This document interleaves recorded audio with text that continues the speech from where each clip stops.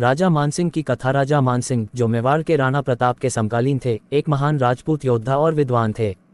वे आमेर के राजा थे और अकबर के प्रमुख सेनापतियों में से एक माने जाते थे। उनकी कथा वीरता, निष्ठा और साहस से भरी हुई है। प्रारंभिक जीवन। राजा मानसिंह का जन्म 1540 में हुआ था। वे कछवाहा राजपूत वंश से थे। उनके पिता राजा भावर सिंह ने उन्हें युद्ध कला और प्रशासन की शिक्षा दी। मानसिंह ने युवा अवस्था में ही अपने कौशल और वीरता से सबका ध्यान आकर्षित किया।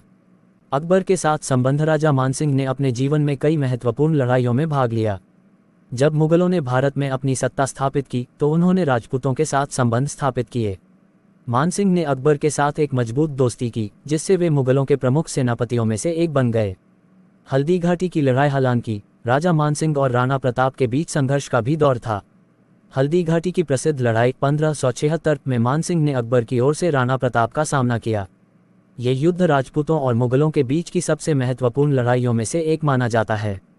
राणा प्रताप ने अपने अद्वितीय साहस से लड़ाई लड़ी, लेकिन मानसिंह ने भी अपनी रणनीतियों और युद्ध कौशल का परिचय दिया।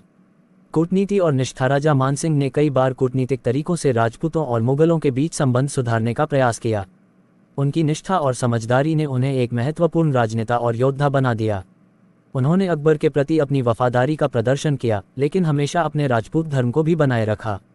अंतिम वर्षों। राजा मानसिंह के जीवन के अंतिम वर्षों में उन्होंने विभिन्न राज्यों के बीच शांति स्थापित करने का प्रयास किया। उनका योगदान न केवल युद्ध में था, बल्कि उन्होंने कला, संस्कृति और समाज के विकास में भी महत्वपूर्ण भूमिका निभाई। निष्कर्ष। राजा मानसिंह एक ऐसे व्यक्तित्व थे जिन्होंने अपने साहस, कूटनीति और निष्ठा से भारतीय इतिहास में एक महत्वपूर्ण स्थान प्राप्त किया। उनकी कहानी हमें ये सिखाती है कि कैसे एक योद्धा अपने धर्म और कर्तव्य के प्रति वफादार रहकर इतिहास को आकार दे सकता है।